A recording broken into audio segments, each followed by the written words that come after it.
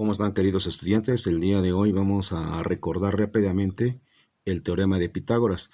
Este teorema de Pitágoras va a ser usado para un tema que inmediatamente después de esto vamos a ver, que se llama ángulo en posición normal. Y ahí lo vamos a ocupar mucho para encontrar, pues, o solucionar triángulos rectángulos. Pero bueno, vamos a recordarlo. Dice entonces, teorema de Pitágoras: el cuadrado de la hipotenusa es igual a la suma de los cuadrados de los catetos. Bueno, primero vamos a identificar en este triángulo que tenemos aquí dibujado cuáles son los elementos o los lados, o cómo se llama cada uno de los lados que representan a este triángulo. Entonces, si vemos y lo observamos bien, el lado más largo se llama hipotenusa. Entonces vamos a poner la letra H, que representa la hipotenusa. Y luego, si nosotros queremos representar o identificar un ángulo de referencia, pues lo podemos hacer. Pero también lo que nosotros encontramos directamente y por qué este es un triángulo rectángulo es porque tiene un ángulo recto. Y el ángulo recto es aquel que mide 90 grados. Entonces lo identificamos perfectamente que es este el ángulo recto.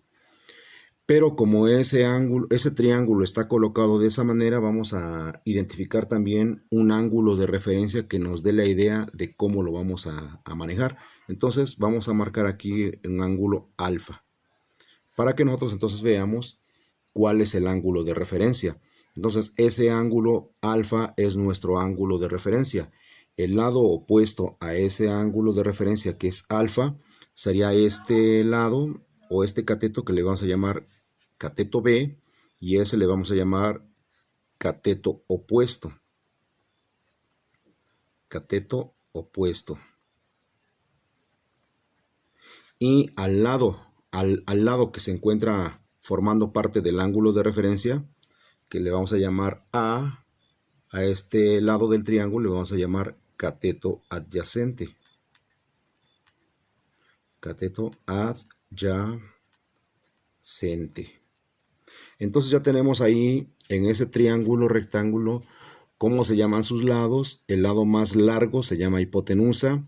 El lado que se encuentra opuesto al ángulo de referencia alfa se llama cateto opuesto. Y el lado que se encuentra a un lado del ángulo de referencia se llama cateto adyacente.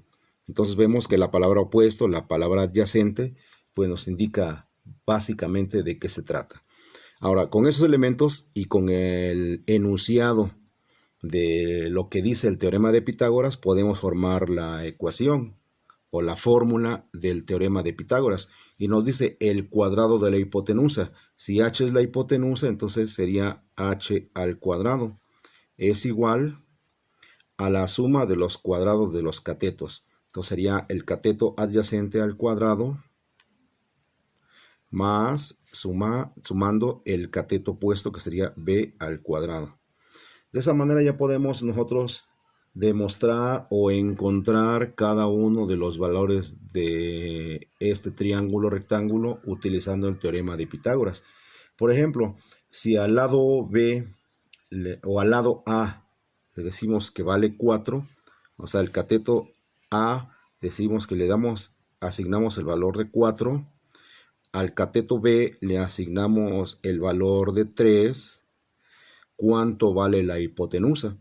O sea, el cateto más largo. Pues muy sencillo, solamente sustituyendo en la ecuación, y entonces dice h al cuadrado es igual a al cuadrado, pero a vale 4, entonces ponemos 4 al cuadrado, más b, que vale 3, sería 3 al cuadrado, y entonces ya nada más resolvemos, ¿no? Hipotenusa al cuadrado es igual a 4 por 4, 16, más 3 por 3, 9.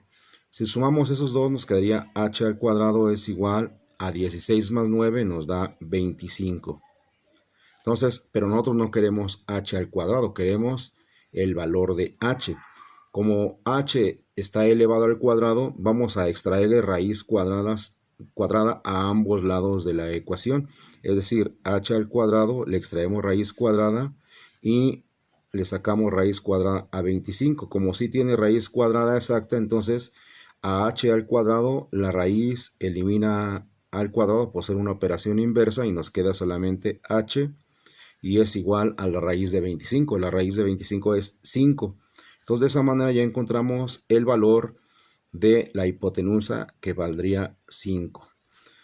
Pero si nosotros tenemos otro triángulo diferente que ustedes quieran encontrar, simplemente es aplicando la fórmula y no habría tanto problema.